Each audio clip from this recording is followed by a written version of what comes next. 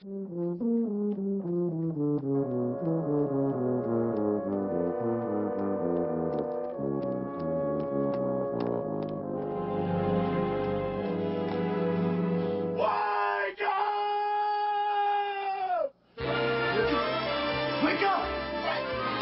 What? Wake up! Wake up! Come on, wake up! Wake up!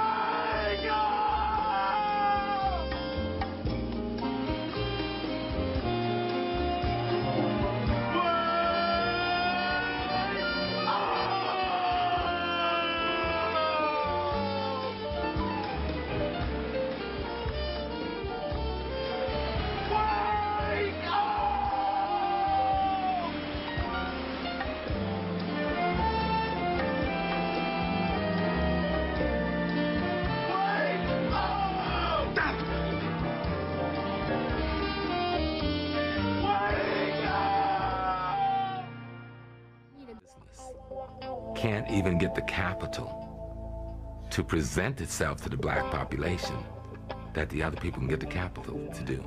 Now, one would ask the question, how can all these poor immigrants come to this country and have all this capital? If they had that capital, why did they leave home?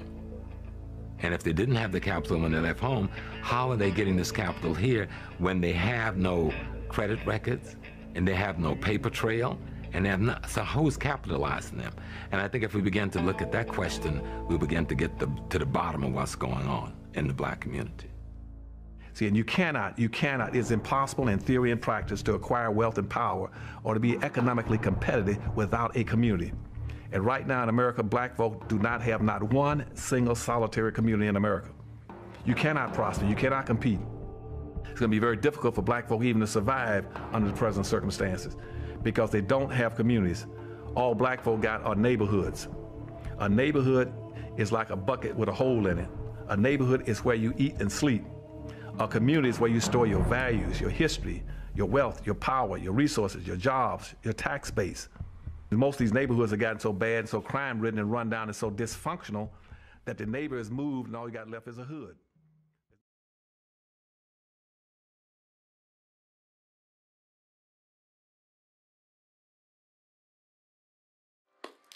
Peace, peace, peace, family. I'm Brother Assad, Brother Kareem, Brother Rich, Brother Obadiah. Welcome to Black Men's Dialogue. What we want to try to do is we want to try to enlighten the unenlightened by having conscious discussions on certain topics that are destroying black people in America. We also want to encourage progressive black thinking. Peace, my brother. Peace. Pardon me. All peace, right, my brother. man. Okay. Yes, sir. Peace and blessings be upon the brother. Yes, sir. You too. You too. Solutions. Solutions. Solutions. All right, we got a four-piece for you today. Let's turn this down just a piece. Brother Kareem's joint is going to be finances. Brother Rich's joint is going to be accountability. Brother O's is going to be role reversal. Mine's will be respect. I'm going to revisit respect because we got the brother here, number one, and then number two, I want to add some things, and if you brothers want to as well, you know what I'm saying? Usually I start off, but I'm going to let you start off, my brother, with your joint. Finances. Okay, yeah, finances. I was considering it from a communal perspective.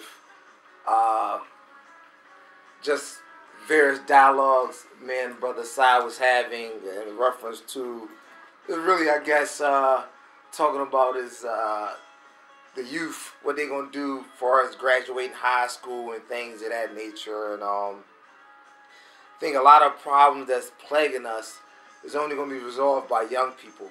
You know what I'm saying? You look at any people, any time, any place in this world, when they went through a rough situation, it took their youth to get them out of it. You know what I'm saying? So with that being said, like, you know, and I talk about this with various people I know, just like Like it was like this recent phenomenon, like with Amazon and Philadelphia and various different places, and it leaves me thinking that like, yo, as a black community, we really don't have none. If these people just pop up out of nowhere and they can employ people, and then they employ them under such ratchet conditions, you know what I'm saying, as far as working these crazy hours, not really paying them properly, not giving them the proper overtime. So as a communal problem, it's financial, but you have no resources. And you know, we always stress in black power, but there's no black power without financial independence. You can't empower anything. You know what I mean? You can't do it on no level, no shape, form, or fashion. So with that being said, I'm speaking finances from a perspective that we got to start guiding our youth to go into fields and trades that could benefit their community. You know what I mean? Not like, you know, it's a weird dichotomy when you graduate college and you got to go work for white people and benefit white people. You know what I'm saying? We got to start investing in things where, you know, we could deal, sell, trade, barter, whatever it is that we need, and we got to get back to that more than like, you know, it's useless. Like you say, you become a social worker and you going to work for a government that's they the problem. You know what I mean? You can't outwork them. You working for the people. That's the problem. You know what I'm saying? So I'm just, you know, we need to start pushing our youth to start dealing in trades, in jobs and professions where eventually they got the skill they need and require that they could go into their own thing. Because a lot of jobs, you go to school and you got to work in a system and you can't never branch out on your own. So you could really never formulate any independent black power from a financial standpoint in that. So if, you know, my point is, if we're going to send our kids to school, send them things, something that they could break off into and be a what's the word I'm looking for? Entrepreneur? Entrepreneurs, yeah, I'm definitely entrepreneurship, but be a benefit and, you know, and to the community and seeing that need. Because, you know, I was making this point to somebody the other day that, like, you know, and I think Malcolm X stressed this where he told somebody in his book that he would have got a Cadillac if he could afford one, just so the kids could see somebody amongst them to aspire to. So it's just like when, you know, people that got good paying jobs and this, and as soon as you get this, you go to somewhere that's foreign. Foreign to you meaning the people really don't look like you. You know, the kids don't look like you. So when we talking about kids that's lost and this and that and that and this, is probably, we just talking about it a few minutes ago, there's no one to look up to that's around you that's just working or have some financial independence and this, that, because, you know, most youth don't aspire to go work in a factory for 12 hours a day and barely can afford, you know what I mean, a lifestyle and things of nature, but it got to be seen. You know what I mean? They got to be able to look up the people with money outside of rappers and drug dealers, you know what I mean? And there's black men do make some decent money and some other little things. So I was just something weighing on my mind that, you know, from a communal perspective and becoming independent black people, again, getting back to that, you know, the whole Black Wall Street and all that, is pushing our youth in that direction. So that was my piece on financial independence. My man. Brother Rich. Finances, perspective, and solution. Right. Are we going to my accountability? Or No, we're going to stick on finances. Exactly, yeah. Brother brings up some real nice points, man, and that economic independence is so important, you know, just to underscore what my man said. So, yeah, man, continuing education, you know, and training up our kids, man, with this mindset of, you know, economic independence is definitely a priority, among other things. But, yeah, we need that type of global economic empowerment, so to speak, because, you know, poverty, unfortunately, has been a long-standing neighbor of ours, you know, want to put it in those terms. And, you know, there's things that parents want to give their kids and do for their children, and unfortunately, they're stifled by, you know, economic disempowerment. And we need to turn that around We need to start with the mindset of thinking bigger and better than what we're used to. And there's a lot of contributing factors that, you know, plague us where we haven't been able to aspire to that, you know, mind frame and that type of those living conditions. You know, we talk about, you know, the home and it being broken like it is. And, you know, we all know without a good foundation for anything, you can't really have anything that's going to last or that's durable. Because, you know, the deeper the foundation, the higher the structure, you know. So we have to dig deep, set that foundation, anchor it, so we can build on that and have something that's lasting, sustaining, you know. And it all starts at home, you know. And so, you know, big thumbs up to what my brother's saying about that. But pass it on, man. Brother Obadiah, finances. Excuse me. Well, Brother Kareem so eloquently put, he hit it right on the head. We definitely have to start with the youth because we're so entrenched, you know, as adults into our lifestyle already. It's kind of difficult for us to try to redefine our lifestyle. So I think what the issue is with the youth is we've kind of acquiesced into the system that has put us on this, or in this country. Instead of us breaking away from the system, that we're taught, or our children are taught, to go to school, get an education, to work for someone else.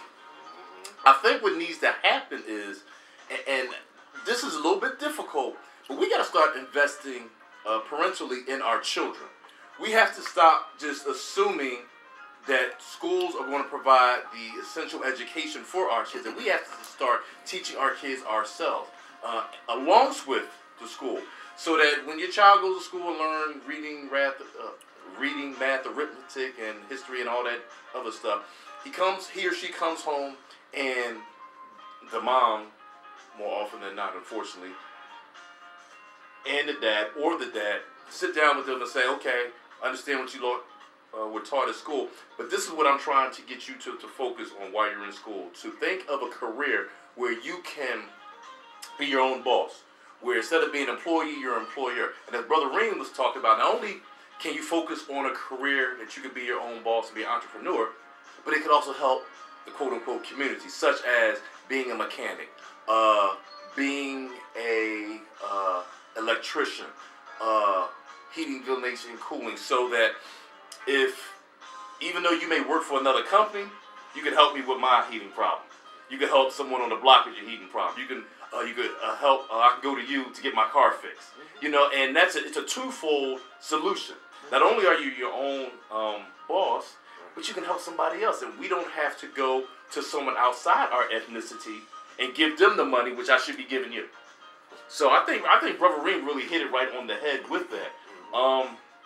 And I think that's what we just need to do. We just need to start, as you always talk about, just need to start thinking. You know, our generation before us, since we're in, well, me and Assad are in our middle age area. The generation before us, the solution for the poverty. Keep that silent, bro. Oh, right. The solution for the poverty was to work in the factory, get the education. That's what they focused on. Get your education, because they didn't have education. So their solution was go get your education so that you can work for somebody else. Now in 2017 is a different dichotomy. There's so many areas that you can go into to make a substantial amount of living that now, for us, especially as black people, the best way for us to go, I believe, is to break away from the tradition that we've been doing, because obviously that's not working. You know, so if we start doing that and start really investing in our kids, start teaching our kids, no. I'm not going to send you to school to work for someone else. I'm sending you to school so you can learn business, so that you can learn what you need to learn, so that you keep your own books, so that you can add, subtract, so that you can know how to look up things on the internet, do research, and so forth and so on. Understand science. So maybe you want to start your own perfume line, and so forth and so on. Do these things and get them to start thinking in a manner of being their own boss, which will help these kids, as Brother Reem was talking about. They don't want to go work in a company for 8 to 12 hours a day for meager wages and they can't afford a Mercedes or a Lexus or get a house in the burbs and so, especially since they can't see anyone who did make it who came back. You know, they want to live. The reason why drug dealing and rappers are so attractive to them is because of the finances. I don't necessarily think that they want to do it because they're great wordsmith or they want to stand on a corner or do a criminal activity, but they want the finances. So we have to show them the way to get those same finances in the legal means, in the educational means, and the more self-sufficient means. And I think, as Brother Ringo talked about, being an entrepreneur, getting our kids to start thinking in a more self-sufficient perspective, focusing on starting your own business, that will be the answer to that. You know, and we need to do this. So as parents, we need to stop sending our kids to school and not investing in them, talking about them, trying to indoctrinate them and lead them down the path of being their own boss, having their own business, and giving back as well. Stop being selfish, but selfless. Yeah, no doubt, no doubt. Okay. Y'all brothers spoke about education, right? And we also spoke about educating in the household, because we know that, as you spoke about, brother, you know, that's where it comes from. That's where it starts. That's the essence of everything right there. Because this is where the children lay their head at. That's where they wake up at in the morning. So usually they're going to try to emulate what they wake up to and what they go to sleep to. Okay? When we teach in the house, it's more personable than it is in school. Because in school, them teachers, they don't really have that connection. They don't know them children like that. You know what I mean? The children don't know them like that. The children ain't going to trust them like that, per se. You know what I mean? But if they're in the household under the roof with you, hey, you know what I mean? That's where it's at. So it's much more personable, I believe. And I think that's a strong element of that's where it should start. That's where it needs to be. So, like you said earlier, yeah, we definitely need to start getting down with that more in a more stringent manner. You understand? The funny thing about it is, I was speaking to my son yesterday, and I asked him. I said, what type of man do you want to be in your 20s? Okay, so he'll be 18 next month. God willing. Yes. And I'm proud of that young cat. And so I asked him that, because I always want him to be cerebral, like we always speak about. You know what I mean? So he said he was kind of caught off guard a little bit. You know what I'm saying? Long story short, he was like, you know, he said, you know, I want to get a good job, and you know, I want to be fit, you know, and all this, that, and other. And I said, okay. I said, in your 20s now. I said, so do you want an apartment? Do you want a house? I mean, things of this nature. Right. So he says, I can start out with an apartment, you know what I mean? I said, okay. I said, well, in order to get to the apartment, you got to be making this money. So what type of job would you like to have? Or, you know, where do you see yourself at that point, you know, in time? So right now, he's working. He's got a nice little job and shit. So, you know, so he was like, yeah, you know, I can still do what I'm doing and get the apartment. That's true. I said, how about in your 30s? He said, well, you know. I said, well, listen, this is the thing. Now you got to start thinking about. He said, well, I would like to get a house. Okay, cool. And I had already kind of schooled him on that earlier on anyway. But I said, okay, in order to get that house, you can't work at the job you're working at now. So now we have to start to think about other things. You know what I mean? Big picture, right? I said, also, we got to think about children. Do you want to have children? You know what I mean? Do you want to get married? You know what I mean? You know, because marriage, I'm going to just say this, and I don't even know. I'm just throwing it on the whim. Maybe it's not just for everybody, especially nowadays. However, you know, you have to think about these things, and you have to prepare yourself mentally so you know where you want to go with it. You know, if you don't choose to do that, so be it. Now, if that's the case, how about the mother of your child or your children? What will she be like? So I'm asking him, how would you expect her to be? Because now you have to know who you're dealing with, right? Yeah. And this was what we just did, knowing your mate. You dig? Right. Oh, okay. So I need you to start thinking about these things. You dig what I'm saying? Starting a business. However, you got to have the trade first. You have to master your craft in order to start that business. Yeah. Regardless of what it is. Whether it's hands-on, whether it's business management, whatever it may be. You got to start somewhere in order to, you know, metamorphosize that into owning a business. Entrepreneur. Yeah. Right. So, we had a little talk. But anyway, what I'm saying is, I think as a whole, we need to start doing that. And I'm talking to the people. We need to start doing that with our children. We got to start talking to them, really spending quality time and speaking to them and getting them prepared. Because that's what it's all about. Being prepared.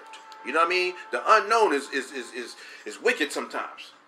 You understand what I'm saying? So that's what we must do. Finances, once we get our minds right, then we can start getting our businesses. We still got to get our community together. Because that ain't together. We must do that. And once we do that, then we can put up stores and, you know, auto mechanic shops and, you know, things of that nature. You know what I mean? We have to get the households and the community together first. So, that's mine. Anybody else got anything on that? We can move on to the next topic. Anybody?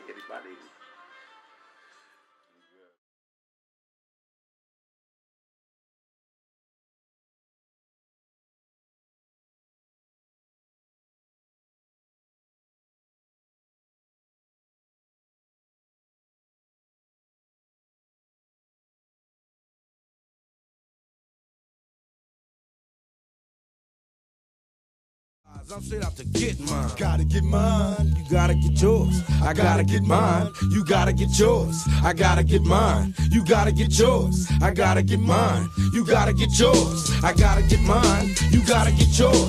I gotta get mine. You gotta get yours. I gotta get mine. You gotta get yours. I gotta get mine. Your block. Get yours. I keep my mind on my money. Money on my mind.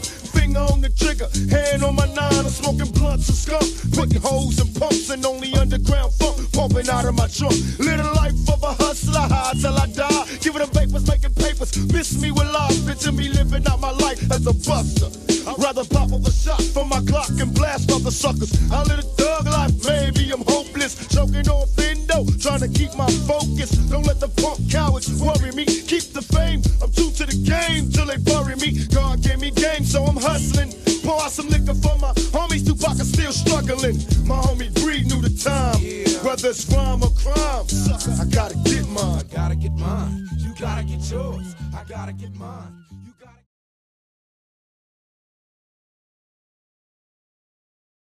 Brother Rich, accountability. That's your baby, right? Accountability. That's a big one. Mm-hmm. The word is easy enough and simple enough, but you know, actually fulfilling it is another story, because we see, you know, from the president on down, people are not taking accountability for what they do, for what they say. Accountability, another word for accountability is responsibility.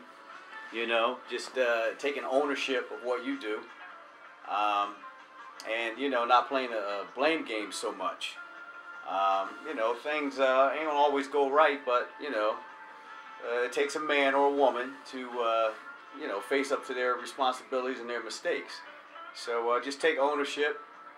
And I like what Brother Saab was saying earlier, man, just about talking to his son. Just a simple fact that he brought these, you know, these issues up to his son and is having dialogue with his son. And something, you know, a lot of us as young black men miss as we're growing up in these households, you know, having a father or a positive male role model around, just to, you know, kind of get our brains moving and thinking about the future. And it's not all about just being in the street and, you know, and how many girls you can get and, you know, how much fast cash you can make. You know, it's about things that are deeper than that. And, you know, sustaining. So, you know, all this ties in together with respect of, you know, us communicating with each other and helping each other. And, you know, that whole responsibility thing we're talking about when we talk about accountability. It's such an important aspect of our lives. And these brothers got anything to add, just chime on in. Reen? No, it's on Brother O. Go around. Well, the solution, again, it goes back to teaching. teaching is so integral. We have to understand that we just can't get things by osmosis, that things just don't come to you. As you get older in life, some things will be apparent to you as opposed to when you're younger, but for these kids out here, they don't know. They're immature. They haven't lived life long enough. Right. We know because we're adults. So what we have to start doing, again, is investing in these kids. We have to cut off the television. We have to get off the social media. I understand, Mom, that you work 8, 10, 12 hours and that you're tired. But I'm going to tell you this. If you don't invest into your son, if you don't invest into your daughter, if you don't tire yourself out by talking to them, teaching them, indoctrinating them to the ways of the land, and trying to encourage them to move forward in a positive aspect, this society, you're going to lose your son to jail or murder. You're going to lose your daughter to being another single parent with 2, 3, 4, and 5 kids by 2, 3, and 4, and 5 different dudes. We have to start teaching these young kids, about their rules. Their rules. And we have to get past the fact that I don't agree with this rule, I don't agree with this law, I don't agree with this statute. Look, it ain't about that.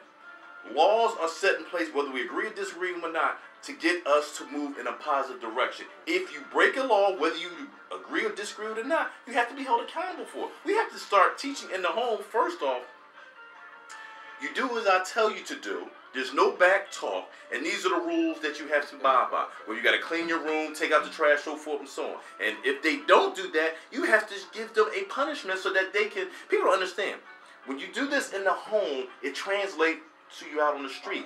It gets you to start thinking, well, okay, if I don't do what my mom or my dad tells me to do, then they're going to take away my phone, they're going to take away my video game, I'm not going to be able to go to my friend's house, so forth and so on, meaning I am going to get punished for what I didn't do. So I need to do what they tell me to do. Well, it's the same thing when you go on your job. You can't go on your job and tell your boss, I don't feel like doing that today. Okay, well, you're not here today then. go to payroll and tell them give you your last check. And this is what we're now. We got too many, and I'm a brothers, and I'm around brothers, so this is what I say. We got too many brothers who are just doing exactly what they want to do, truth be told, because they don't know what following rules are. They never been disciplined. They never got put on punishment. They never were held accountable for what they did as a child. So then they get to be adults. It's too late then. We have to start teaching these kids. If we say we love our sons, if we love our daughters, and we love our children, and we care about them, then we gotta want to save them. Because right now, they're dying. Whether it's a spiritual, a moral, or a physical death, they're dying.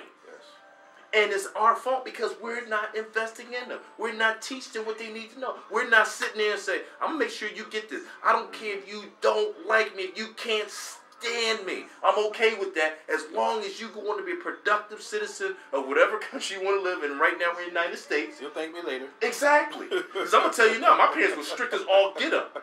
And a lot of things they did for me, I wasn't able to do, I didn't really appreciate it too much. But let me tell you something right here, right there. I'm so glad he did.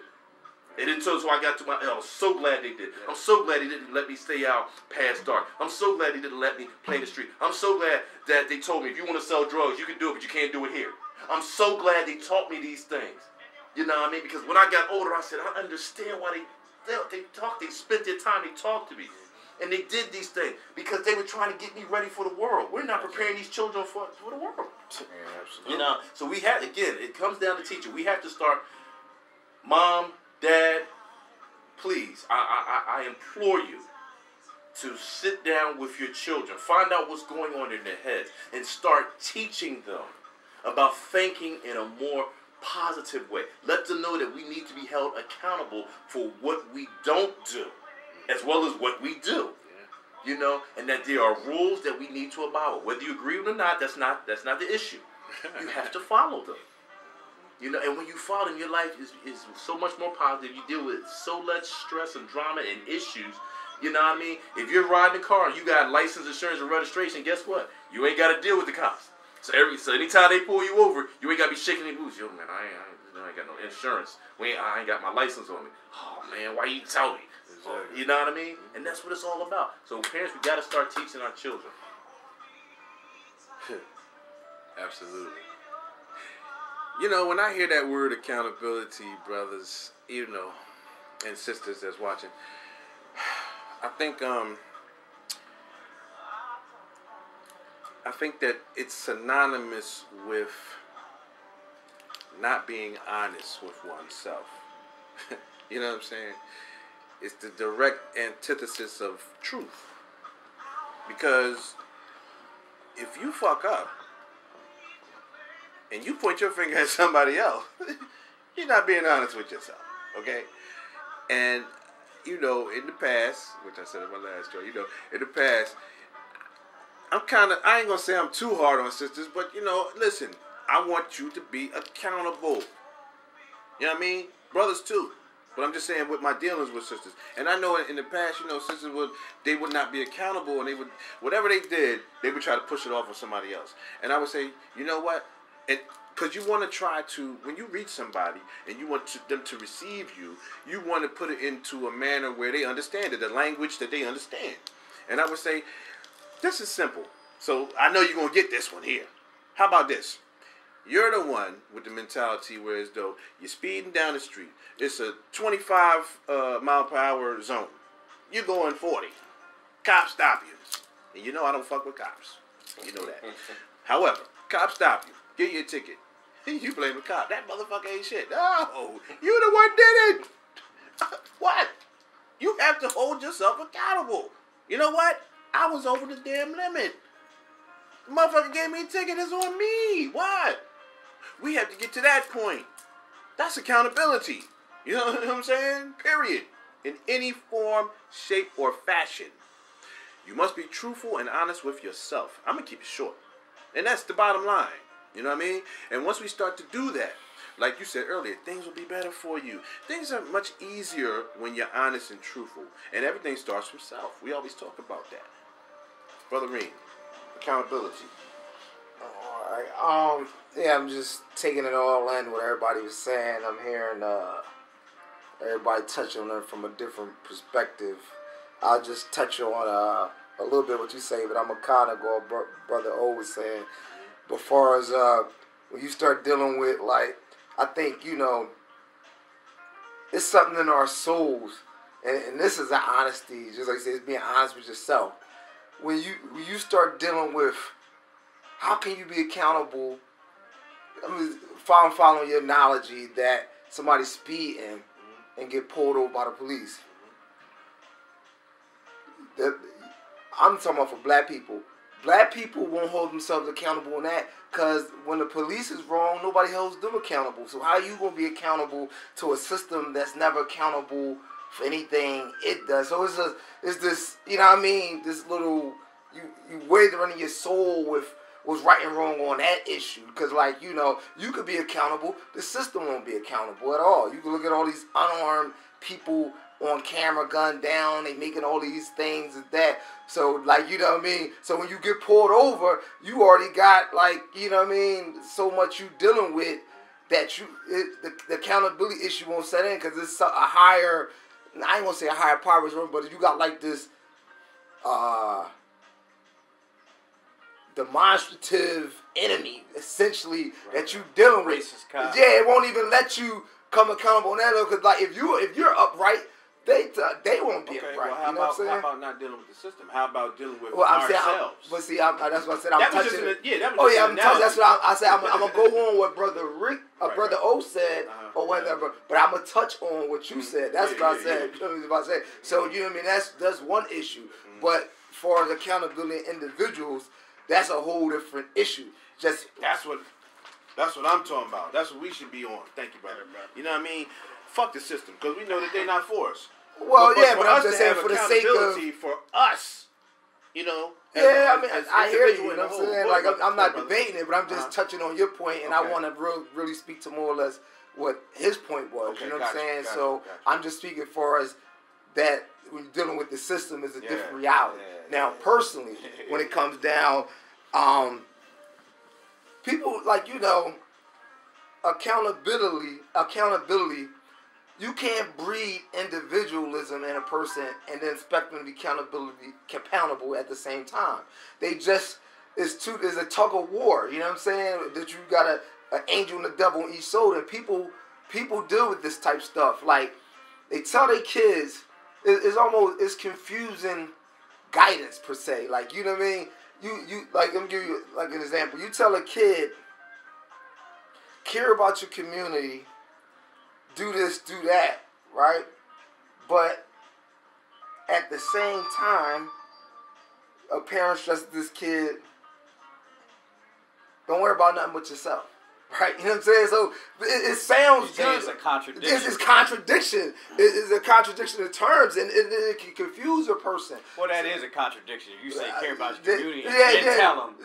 Yeah. You know, like, you know what I'm saying? So yeah, people, and people see it because they want their kids to do good and well, and I understand it. But it doesn't, to me, it doesn't mean anything if my kids are all this and that, and all the kids they playing with are in a total deplorable situation. Yeah. Like, I could maintain mine, but see, that's where I'm aware about nothing but mine. And we bred up in us, like, you know, I don't know if it's something from capitalism, something white. I don't want to tie, but it's this individualistic nature that's bred up into us, and you know, you make it accountable to what the degree to yourself, and you can't see the other the faults and the things that you're dealing with. So, like, you know, it's just when you teaching kids, because when you talking to kids, you tell them how to relate with their peers. You got to know how to relate with their peers, where they're going, how they're going to deal with kids, how they're going to have relationships, how to conduct themselves to become better people. So when you speak in accountability, it comes back to in a group environment per se. You know what I mean? Because, you know, nobody sits in a house and, you know, don't deal with anybody. So accountability has to be in a larger group, environment, communal perspective. You know what I'm saying?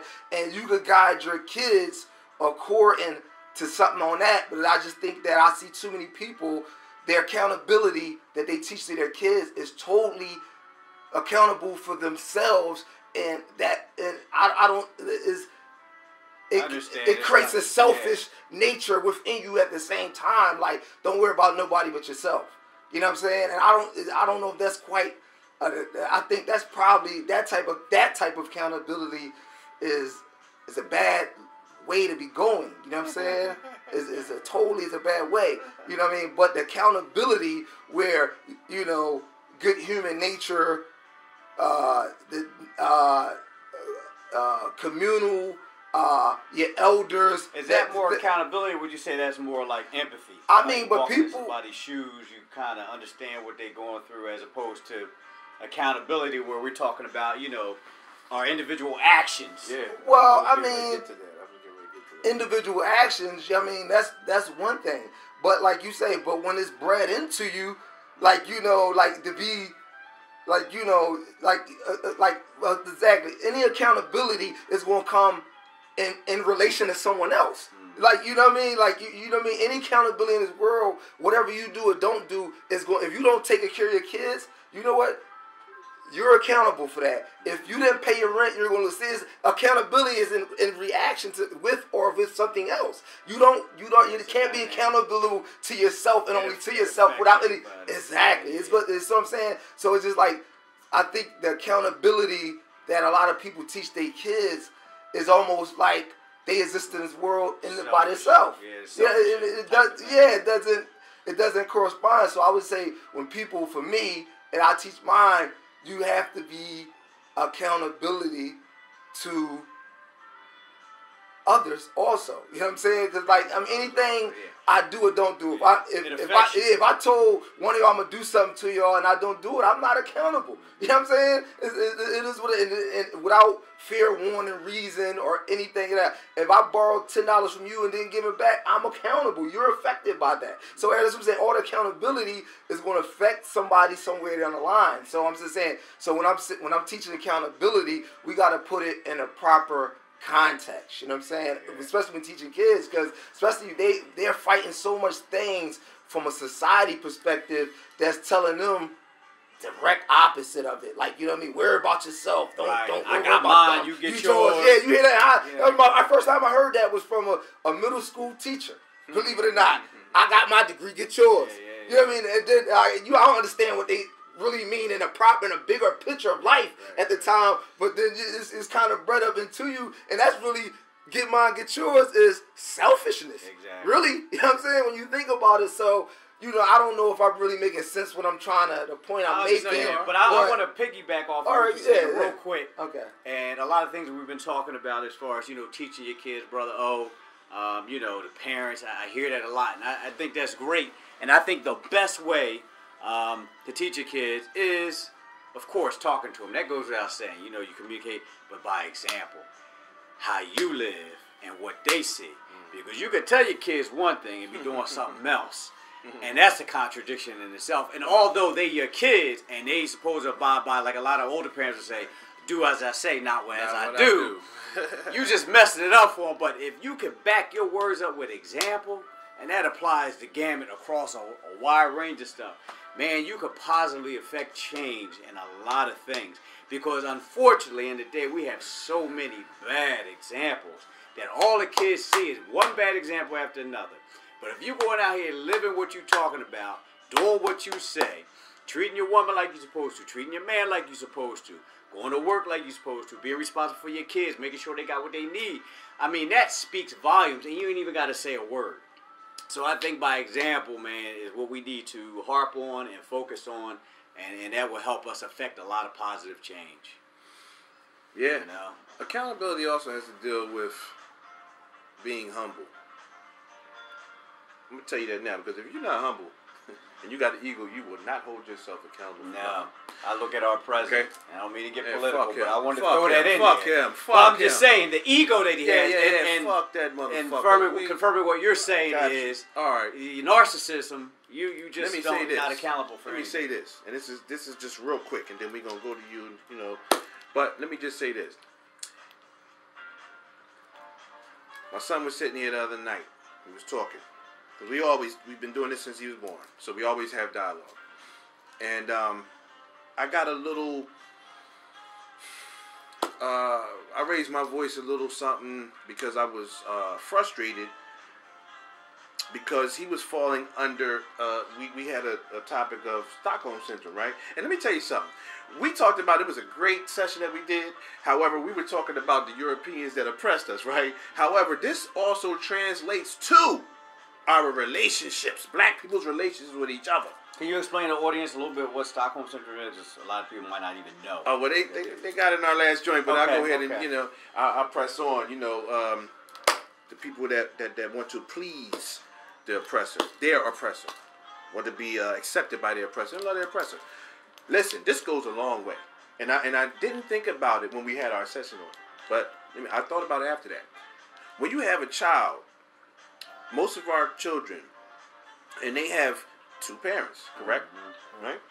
Now, usually, not all the time, but usually, there's a no good parent, not a bullshit parent, okay? And then there's one that's on the level, one that is very into substance and things of that nature, right? The child usually gravitates to what? The bullshit parent. You can see this all the time when you go to family court and things of that nature. The same thing with sisters in their relationships, brothers in their relationships. Sisters get with the dudes that's sucker cats, that's beating their ass and having seeds on them and all this shit, and they gravitate to them. You know what I mean? Brothers gravitate to the women that they whores. You understand?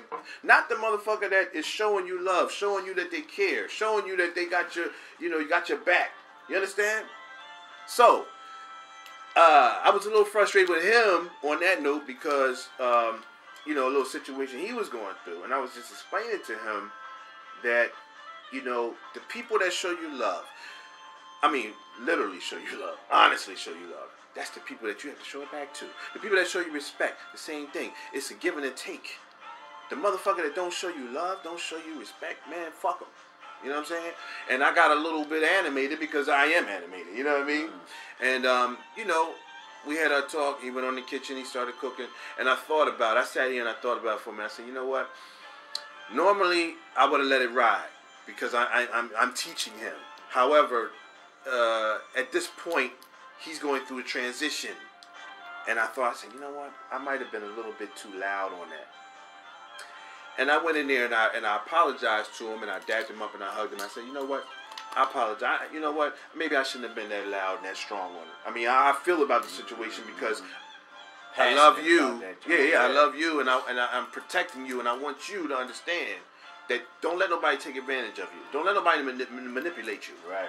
You know what I mean? That's gonna hurt me to see that happen to you. Exactly. You know what I mean? At the same time, so I got a little over passionate about it. You feel me? Yeah. Right, and I wanted to explain that to him. That comes with accountability. Yeah. That's on me. That's my bad. You know I love you anyway. You know that. So you was And I humble humbled enough myself. That's it. to go to your son Hey, and say, hey, man, it's supposed to be that. Yeah. Go ahead, brother. I'm touching this quickly, and you provide a perfect segment. I think the most important thing for black people that we need to do is something we always had that we don't really have now. Let's get back to our spirituality. We always had the Creator in our lives. We always had God in our lives. We always had Allah in our lives.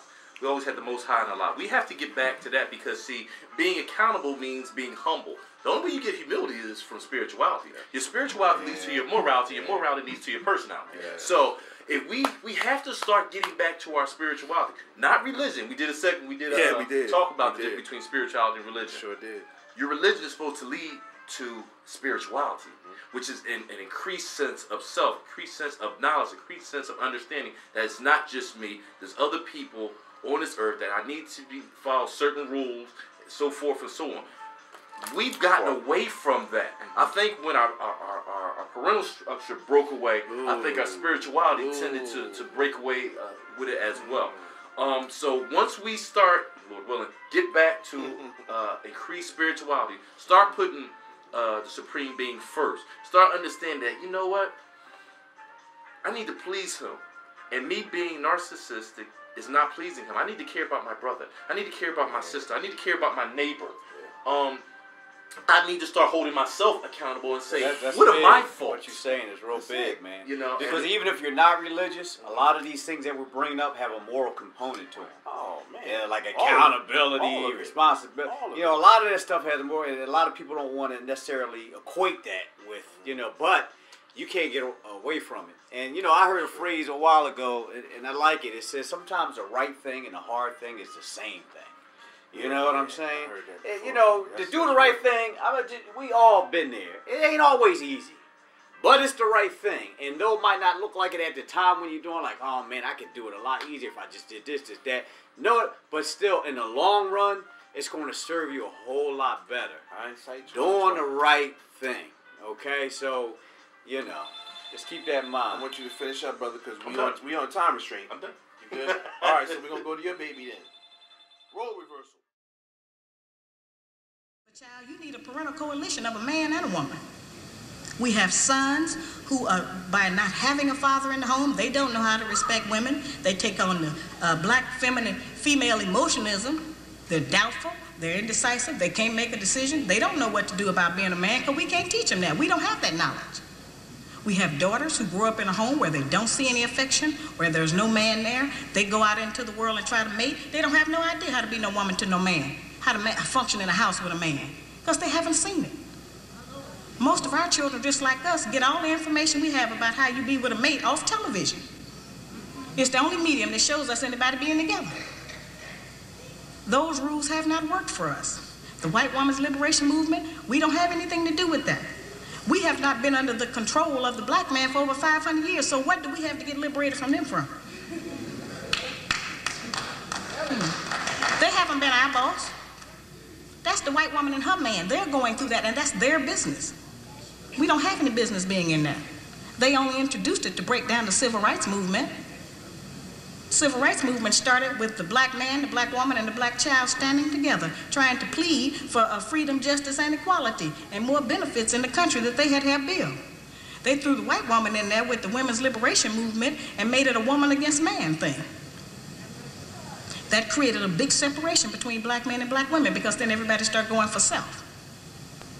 Then they bring the welfare system in and tell us in order to feed and clothe and house our children, we have to give up our man. You have to put the man out of the house. When the white farm wife goes to the government for subsidy for the farm, they don't tell her to get rid of the farmer, they keep that family together. But in the black community, they make it a requirement because they want to keep endorsing into the black community that the black man is no good and that he is not deserving of respect, he is not deserving of us letting him give us any protection or instruction, and that we are better than them. It's Especially now, there are so many dysfunctional families that I don't think a black woman really knows how to be a good woman, a wife, because they are no longer in a traditional family. They're in a single parent home. They don't have a male role model to look up to. They don't know how a wife is supposed to interact with her husband. That's an interesting point. So essentially you're saying, how can you be a good wife if you've never seen one? Exactly. And today's young black women, you feel like, are lacking in any awareness of what a family balance is supposed to be. They are lacking, and that's why it's very important. Even if you're your mama's baby's daddy, it's very important to still be a part of that young girl's life, because girls will go out and search for love that they did not receive from their fathers. If their fathers, no matter what type of relationship you have with your baby's mother, you still need to be there for that daughter, because the daughter needs the love of her father to show her how to feel real love. And then she won't go out searching for love that's unhealthy for her. I have a degree in psychology.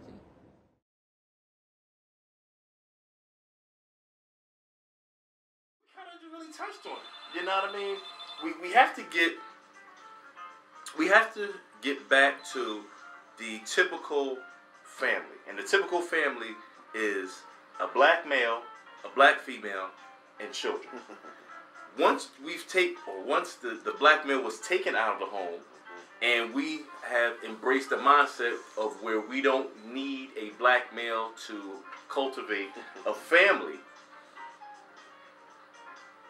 we don't really have the other side teaching them, communicating with them, spending time with them, and getting them to understand that there's certain roles. They don't see those typical roles. Before, you had mom, dad. So if you was a female, you would watch what mom do. All right, she cooks, she cleans, takes care of dad. She might work, she might not work, so forth and so on. She dresses in a feminine manner.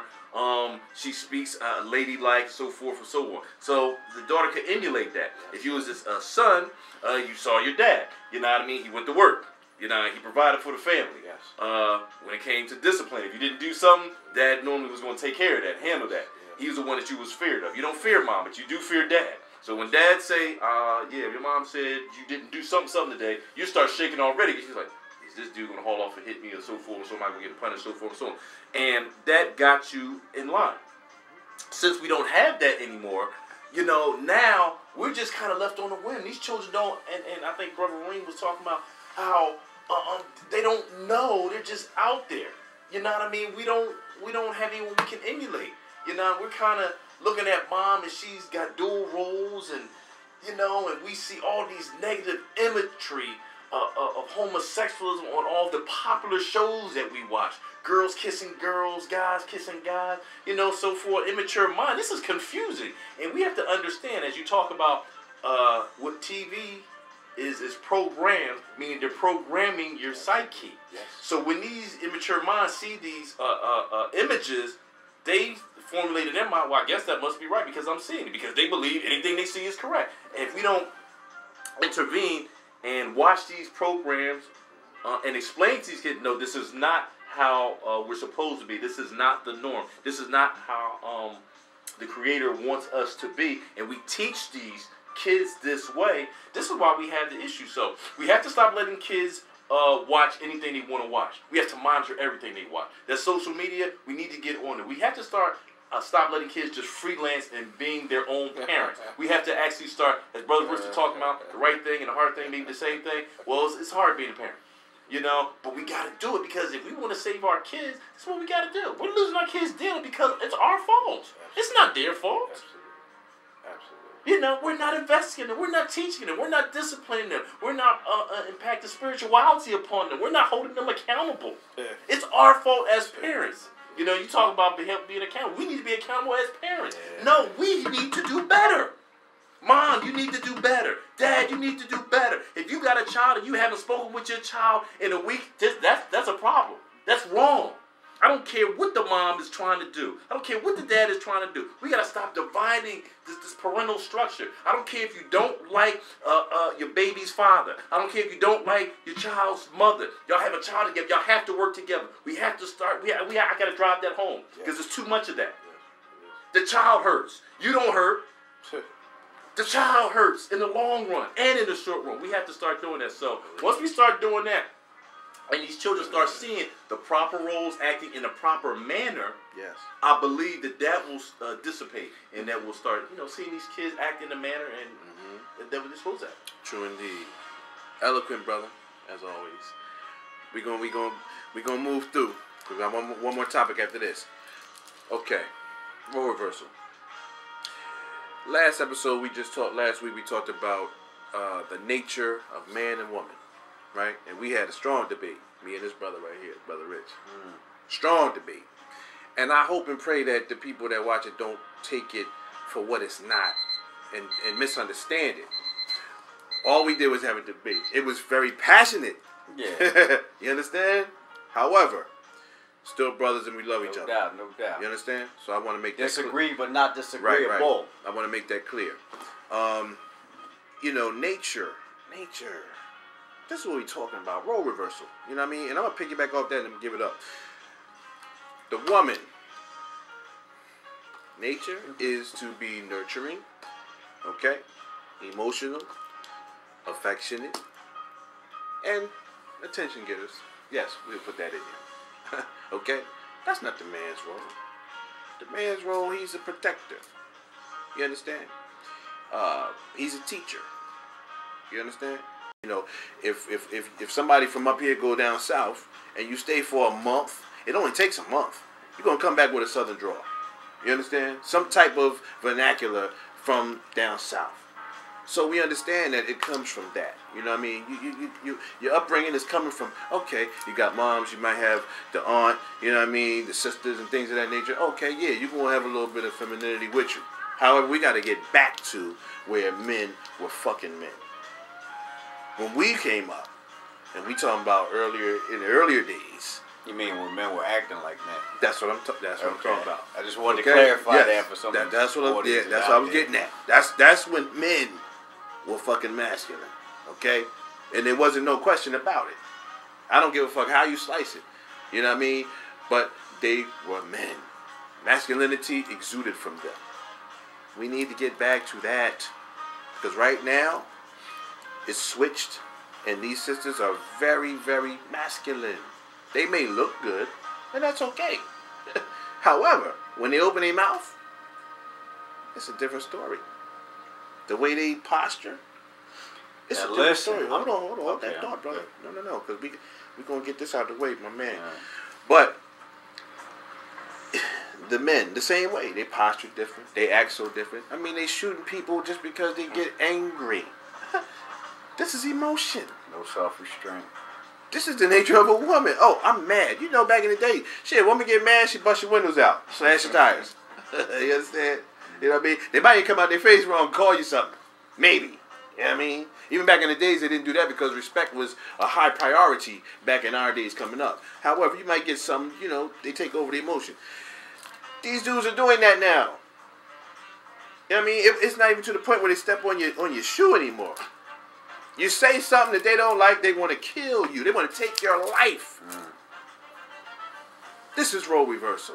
We must switch this up. So, like brother said, we got to get the masculine, positive, thinking man back in the equation of the black family. It don't even have to be in a household, but he has to be involved, strictly involved.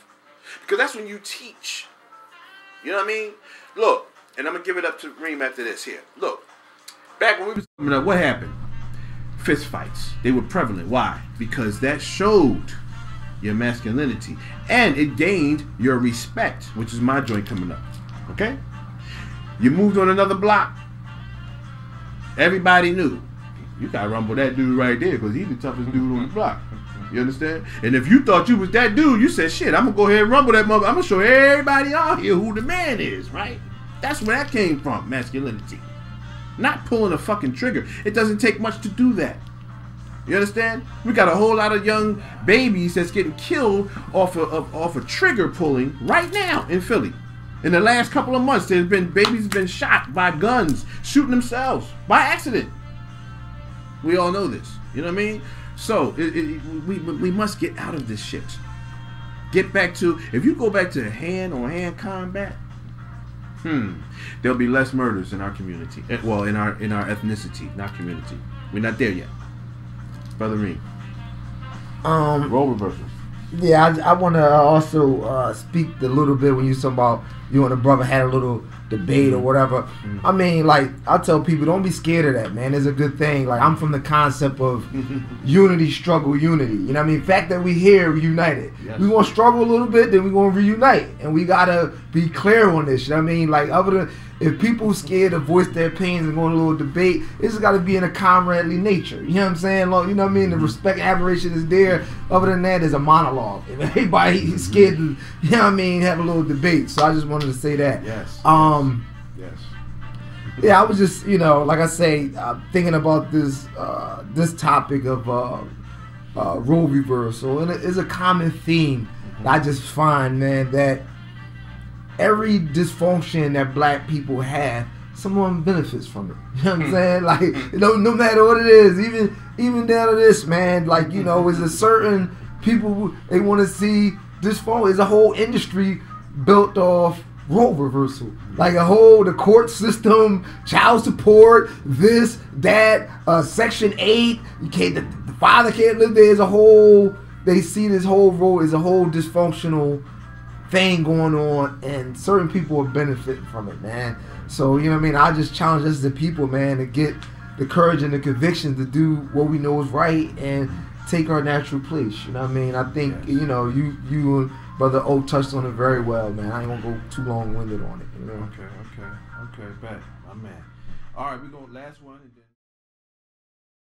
My position is that the black woman's disrespect and rebellion against the leadership and the authority of the black man is a direct cause of the breakdown in our black family structure. Now, of course, there are many black people who consider those fighting words, because as black women, we have never been subject to the kind of examination that our men have been subject to since we have been here. We have been somewhat protected and shielded from any kind of critiquing about our personal behavior, whereas our men have always been up for examination. Why are black women so argumentative? We find any and everything to argue over except something constructive. In fact, we don't consider it a good time unless we've been arguing and fighting with someone over something. We argue in defense of being single mothers. We argue in defense of cursing every other word and being whores because the men do it too. And we argue against accountability for our own actions. And we hide behind God and Jesus to do that with. Only God can judge me. They define themselves by conflict and not by who they're building with. You'll find one or a whole generation of black females fighting and holding grudges in any black family in America. Black men in general are tired of us. This argumentative thing you've got going, which, by the way, you don't pull with white men, is pushing black men away from you, and it's not getting you anywhere. This is one of the reasons we got a race full of baby mamas, and 50% of black women have herpes and no husband. At this point, black men are just tolerating us. They love us. They want to produce black families. But let's be honest, we've been overrun by hood rat slut culture. And as a whole, we are an undesirable group of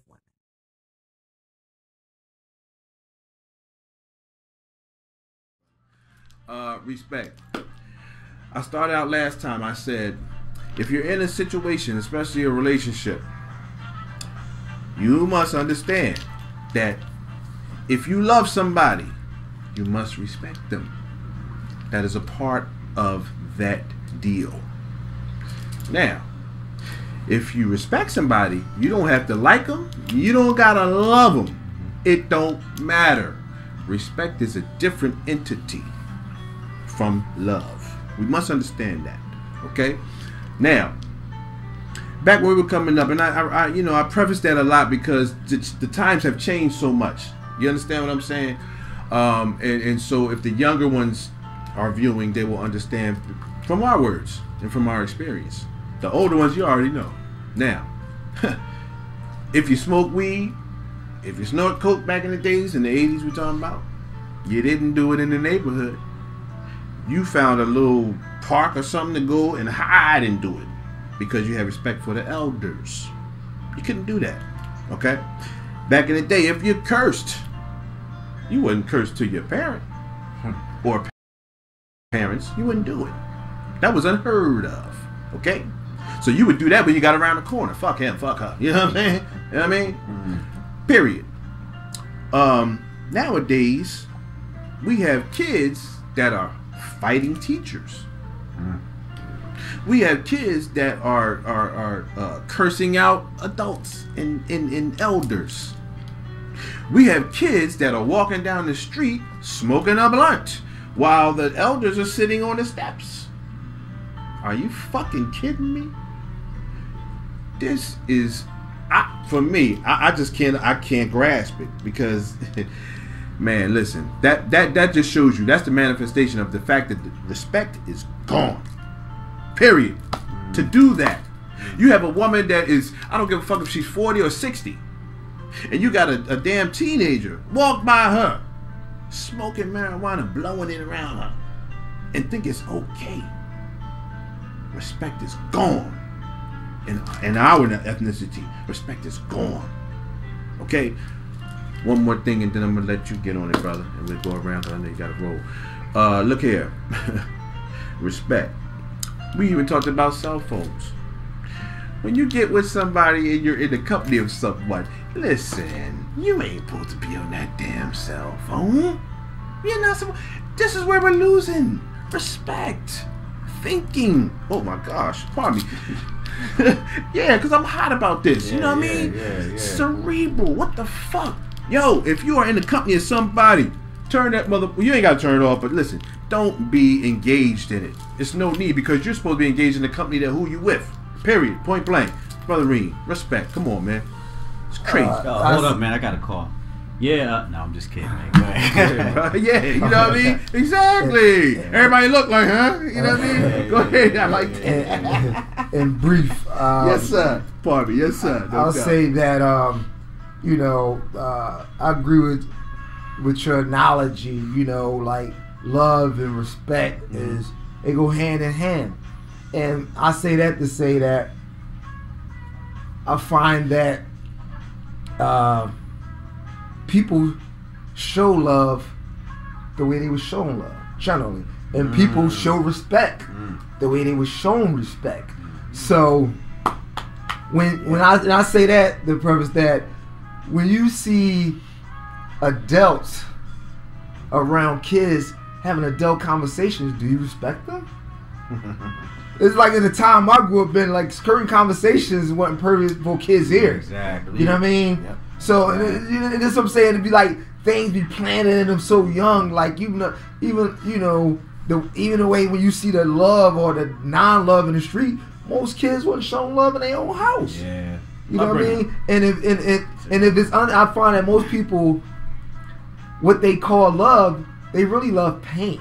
It's not love. It'd be like pain. We love pain more than love. So it's like, you confuse the two up. So in brief, I'll say that respect is a thing that I think we just got wrong. You know what I mean? I just flat out, because I taught the kids, and I know, and it comes from us saying some of these erroneous concepts and views be bred right in them.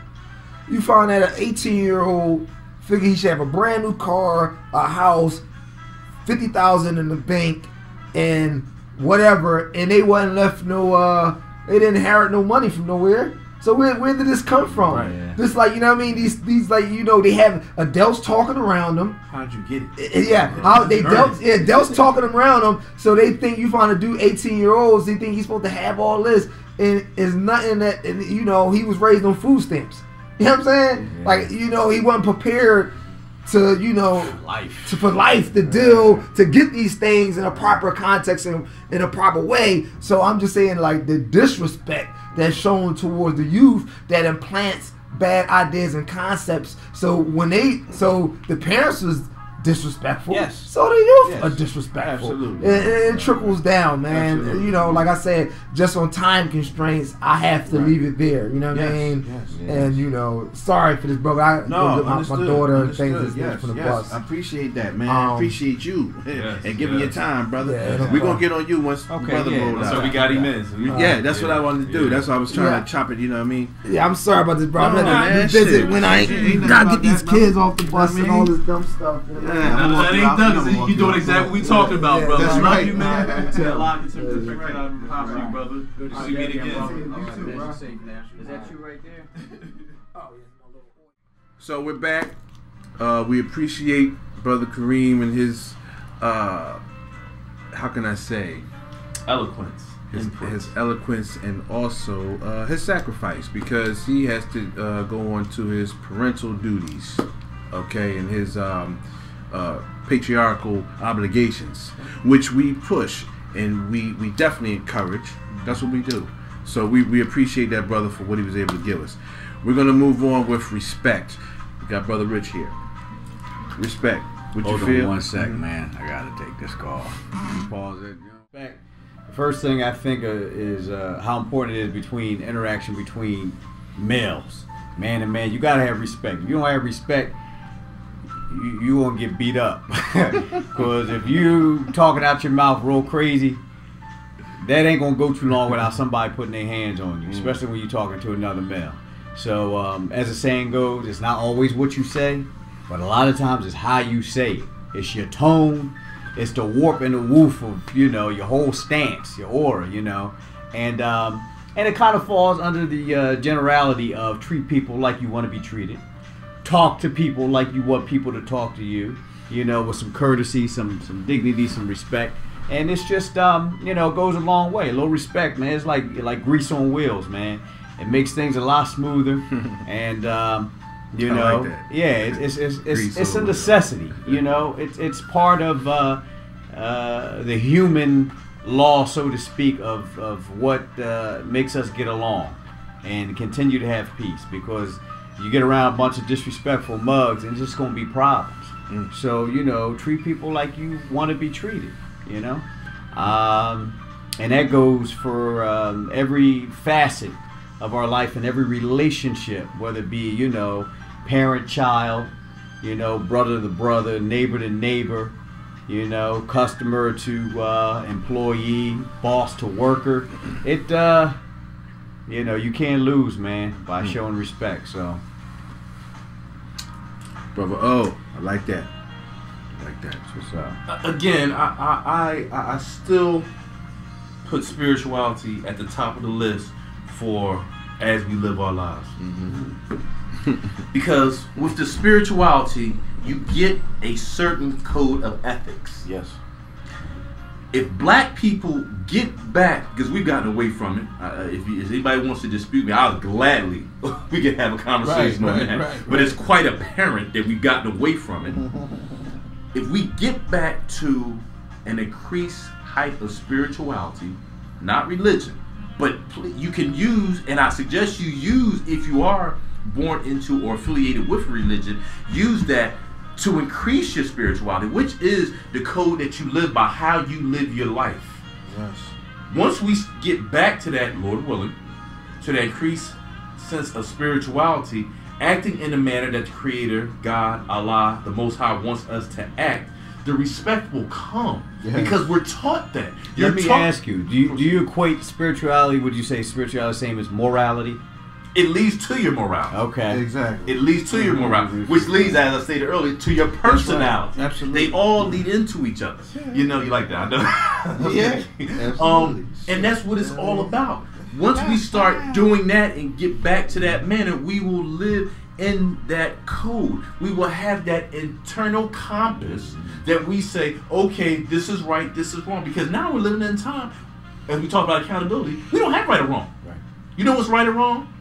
Everything's right, whatever I feel like doing, and there's nothing wrong. That's the right wrong. Teaching like secular humanism. If it feels right, do it. And that's it. Yeah. That's it. And that's what we're at. And we have to understand that that's not the way that the Creator wants us to be. No. And we've always had, when we was in slavery, yes, we're talking about slavery because for some reason black people want to forget slavery. Well, Jews don't forget the Holocaust. Yep. You're not supposed to forget. When we were in slavery, we had an increased height of spirituality. We had an increased sense of morality. You know? So personally, we were pretty good people. You understand what I'm saying? Now that we've gotten away, we've gotten a couple dollars. Mom has a job making $50,000 a year. She got a nice little luxury car, living in decent means. We've gotten away from the spirituality. Westernized influence. You understand what I'm saying? Our parental structure is broken. Yeah. Our households are broken. Our community are broken. As individuals, we're broken. We're selfish. We're hateful. We're mean. So please tell me, where's the spirituality at? So we can't have respect if you're not taught that. You just don't haphazardly, especially if you're a child, just come along to it. And I think Brother Rich talking about you emulate your parents. And we talked about earlier. You don't just talk it, you have to be it, show it. If you're a parent and you have a neighbor and you don't speak to your neighbor, well, when your child sees you and say, hold on, this person lives right next to me, but my mom won't speak to them. Okay, well, I don't have to speak to anybody that's on that's right. You know what I mean? So we have to show them as a parent or parents how to act in society the right way, not the wrong way. You know, and that's where the respect comes from. You know, so I believe we have to get back to our spiritual basis. That is the basis for everything. Absolutely. Once we get back, our moral compass will be much better. The respect will come. It'll be so easy. We will never have this conversation again. But we have to get back to that. You know, because right now what we're into, you know, and we have to be real with ourselves. We're not doing well, black people. I don't know if y'all. I don't know if you've told yourself this because we've seen quote unquote a black president. I don't agree with that, but if you want to call him that for you, fine. Because we had some sports players making millions of dollars. Because we have business people who are making millions of dollars. We have a certain amount of black people who are financially well advantaged. Us as individuals, we may have some decent careers ourselves, making decent, you know, if not a little bit more than decent money. So we think that we've arrived. No. We are as morally deficit as anyone in America. Indeed. You know, so once we get back to that, and even if you, and to add what you say, even if you are doing well economically, the biggest thing is sharing your knowledge, sharing your wealth by donating charities, sharing in your community. I mean, there's one thing to have for yourself, which is great. You need to be able to take care of yourself. That's anybody. But to keep it to yourself and not, you know. But that's another topic. That's another topic. That's another topic. I want to make one quick analogy before we close this. And just talking about environment and like you were saying, how you were raised and everything. And I think this is a very good example as far as, I mean, I take this bottle of water here. Now, we're sitting in this living room. And in this living room, this is room temperature. So this water is liquidy. Okay, now if I take this water and I place it in my man's freezer, it's not going to freeze right away. It's going to take time. But because it's in a frozen environment, it's just a matter of time before this liquidy form freezes and it hardens. Okay, because it's been in a frozen environment. Now if I take it out of the freezer and put it back on the table, it's not immediately going to turn to liquid. But give it a day or so, and eventually it will turn back to this form because now it's back in room temperature. So your environment plays a very important part about who you are and who you become. Yes. So you got to watch it, what goes in your ears, you know, what you make yourself available to, you know, what you subject yourself to, because eventually, not right away, it will eventually affect you and your behavior. Yes. So learn the right things so you can do the right things, all right? God bless. We spoke about that too. I'm glad you said that. We spoke about it too on another episode with Brother Steph, actually. You know what I mean? Well, you know what I mean? Yeah, we talked about that. 3 quick examples. I was just texting on my phone right now, right? And that was to no disrespect. So I want that to be clear because somebody will peep that and be like, the brother O was talking and he over there on. No, my son was explaining to me that, you know, he wanted to hang out with his friends after school. So I was just texting him back saying it's okay, be careful, I love you, and things of that nature. So being a parent, right. You know what I mean? We don't stop. It's 24/7. Right. You know what I mean? I just want that to be understood because somebody will see it and try to decipher it in another angle. Number one. Number two. I remember one time my son was probably about 15. This is about maybe 3 years ago, and I had went to pick him up from school, right? Maybe 4 years ago, and he had his homies in a circle, you know, they doing their thing, and pardon me, most of his friends, majority of his friends know me, and good parenting. Thank you. So when I go up there, you know, I dap everybody. Thank you, brother. I dap everybody, you know, all the kids up and stuff like that, young men, and a cat comes up out of nowhere, and he's like, "Yeah, you know that motherfucking bitch." We talking about respect. So this is why I'm bringing this up. And I said, you know, and once again, we throw back. And I'm like, wait a minute. You know what I mean? So I said, whoa. You know what I mean? I wanted to snatch him. Whoa, hold up. Do you see me standing here? He said, oh, my fault. They said, oh, that's Talib's dad. They checked you. That shouldn't have to be done, is my point. That shouldn't have to be done.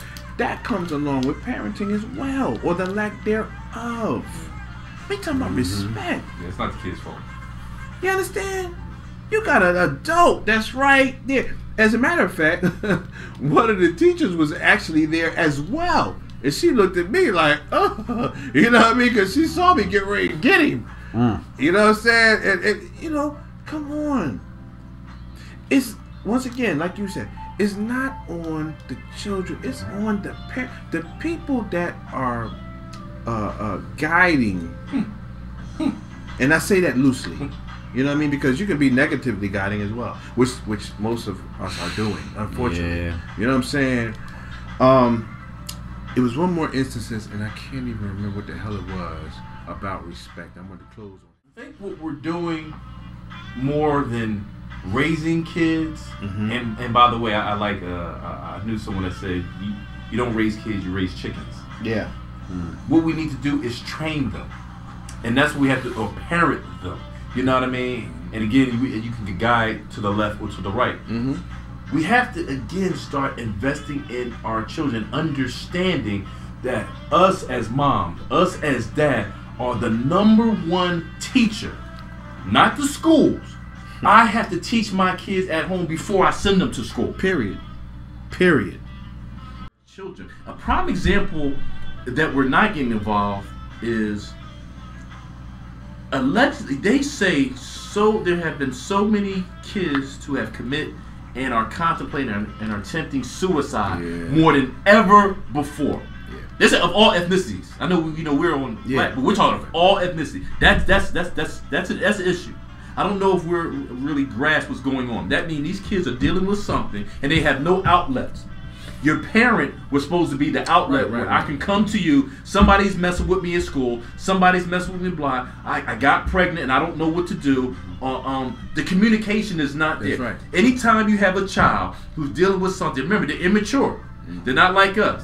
We can lose our jobs and say, oh, well, I lost a job, just go get another one. We can deal with, all right, I had a bad breakup, so a big part of that is that social media, that bullying online. Which is, and a lot of parents are involved with their kids over their shoulder looking what's going on.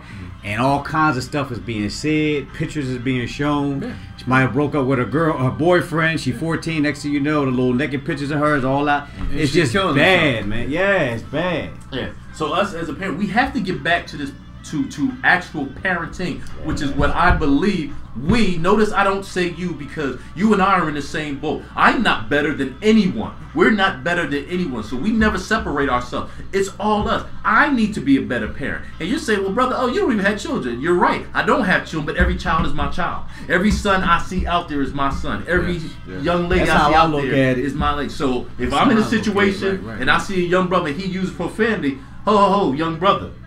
I don't know if you were taught this, but when you are around elders or older people, no good. You're not supposed to use that type of language around us because it is disrespectful to us.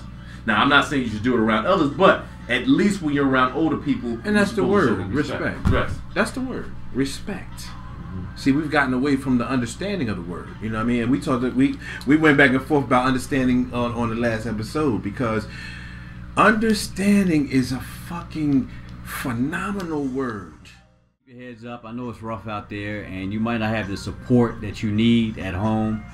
But you know, try to find a mentor, somebody you know, with some sense that you can, you know, look up to, go to, communicate with, get some things off your chest, because that's important in this life. You know, everybody needs a little helping hand every now and again. You can't do it all by yourself. No man is an island.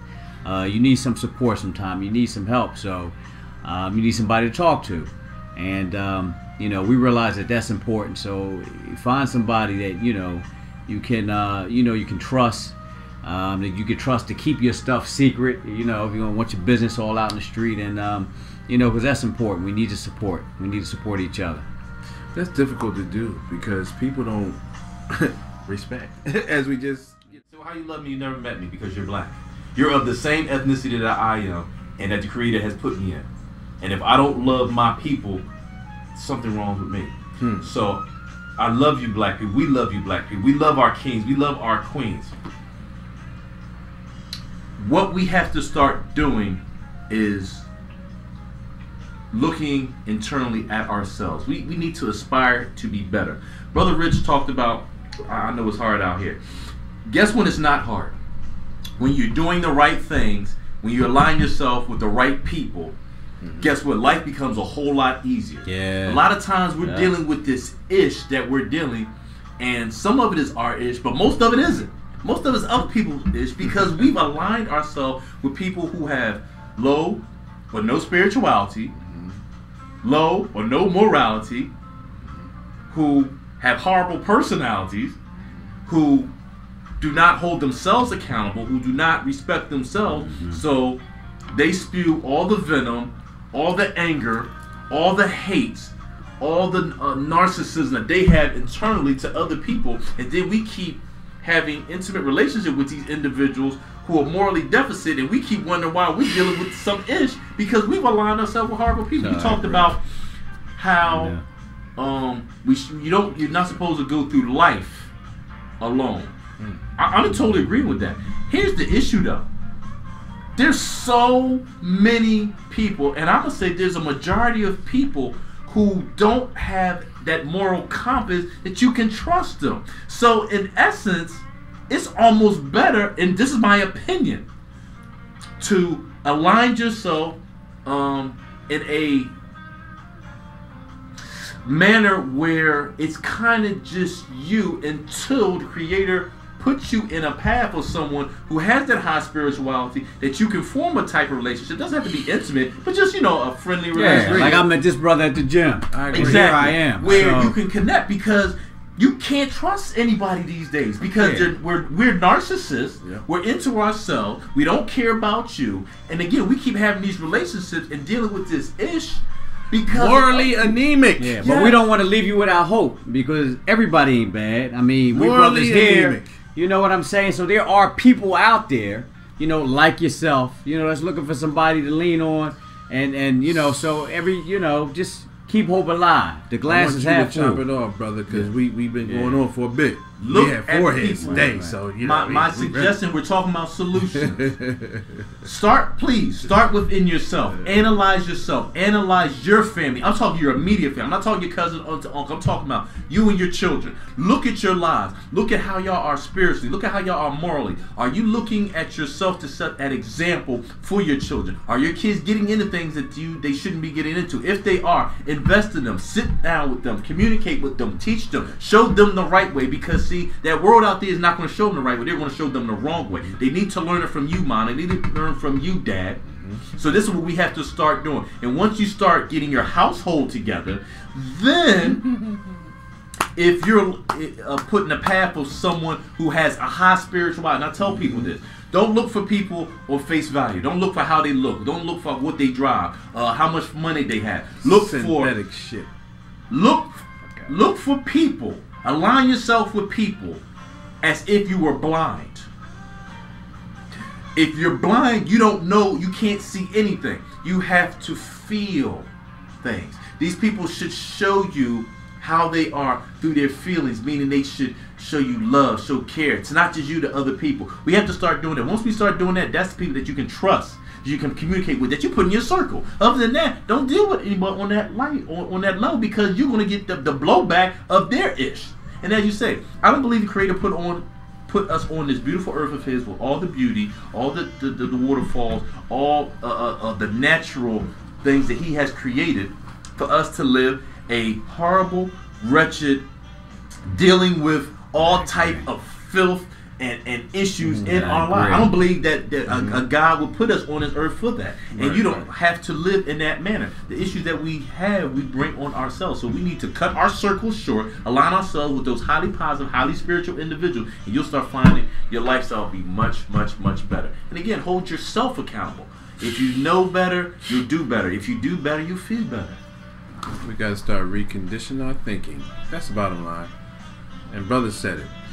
We're gonna close out because we've been getting it for a while now. We had a 4-piece today, so you know, hopefully everybody could have bared with us. And if you have to chop it into increments, we still appreciate it as well. You know what I mean? Y'all said it for the most part. I mean, you know, we're doing it because we love you. That's the bottom line. You know what I mean? And we just hope and pray that more of our people get it, understand it, and view us, because we're speaking truth. That's the bottom line. We're not speaking nothing else but truth, and we need more of our people to speak truth, so that we can get it and gather it and understand it. Then we will move on to better places. You know what I mean? Not only individually, but as a collective. You know what I'm saying? And there you have it. Black Men's Dialogue. We're signing off. Hopefully we were able to spark the minds of brothers and sisters, so you'll be able to continue to have these type of conversations within your own circles. Each one teach 10. Till next week, we'll have something else for y'all. God bless. Love is love. We love y'all. Keep your heads up. God loves you, and so do I. Yes. God bless. Peace. Peace.